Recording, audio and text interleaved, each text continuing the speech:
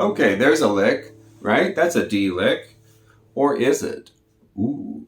Is it a phrase? So we're talking about licks and phrases and what's the difference. So I compare it to language, okay?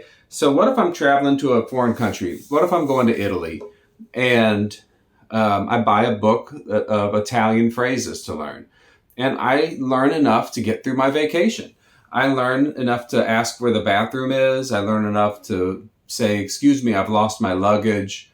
I learn to say, when's the train leaving? Something like that.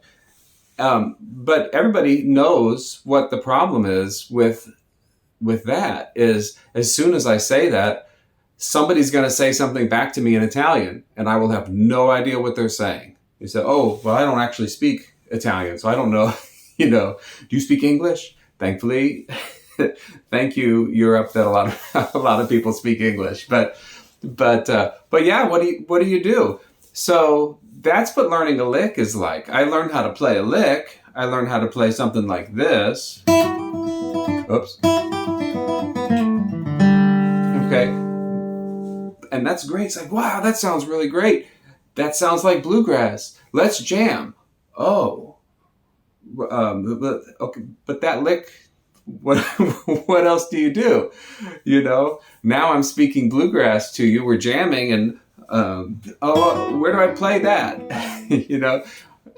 So what we have to learn instead is how to, I guess, learn how to, in language, you learn how to speak fluently. In guitar playing or improvising, you learn how to play fluidly. You learn how to move. You like how I did that, fluently and fluidly? You learn how to move fluidly from one chord to another through different phrases. Okay, here's what I mean by that. I might have a phrase I play in G, okay, that has to go to a C chord. Maybe it has to go to an E minor chord. Well, I've got to not just be able to play something one way. I have to be able to move fluidly to whatever chord. Maybe I'd have to go to an F chord. Well, you have to be able to do that. You have to know how to do that. And to know how to do that, you have to know how to move through a scale in the right kind of way to get from here to there, okay?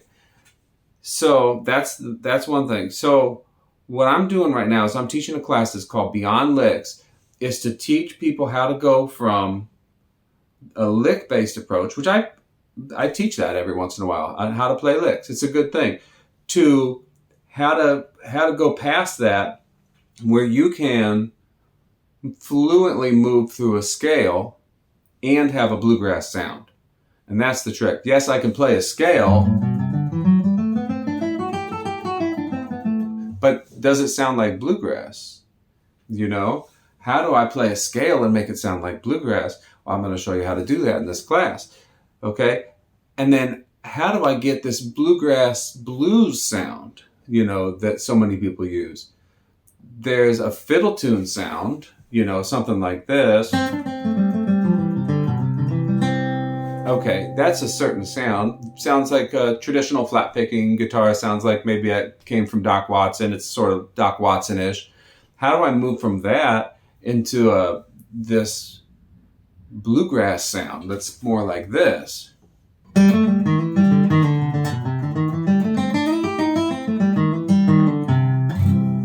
Well, I'll tell you about that phrase I just played in C.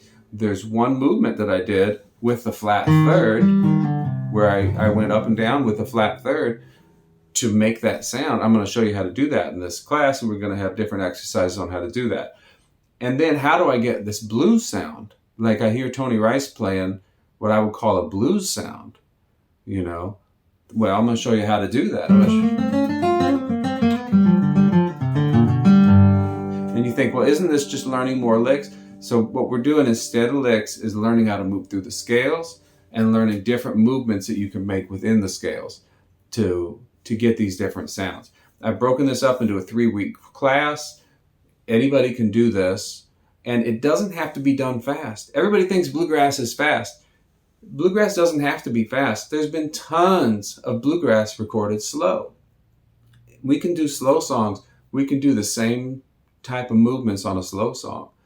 The other day I was teaching a song called Body and Soul. Body and soul, body and soul.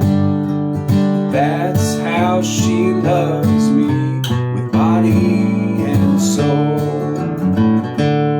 That's a slow song or a moderate tempo song. It's not all about playing fast. I can use the same kind of things. I can make that sound like bluegrass. Maybe.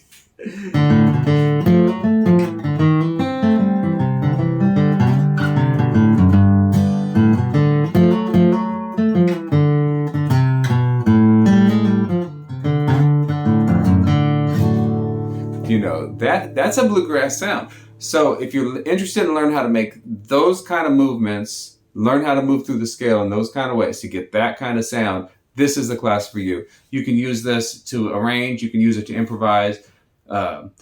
You know, it still takes practice. Everything takes practice. You're going to have to work through, work this out over time.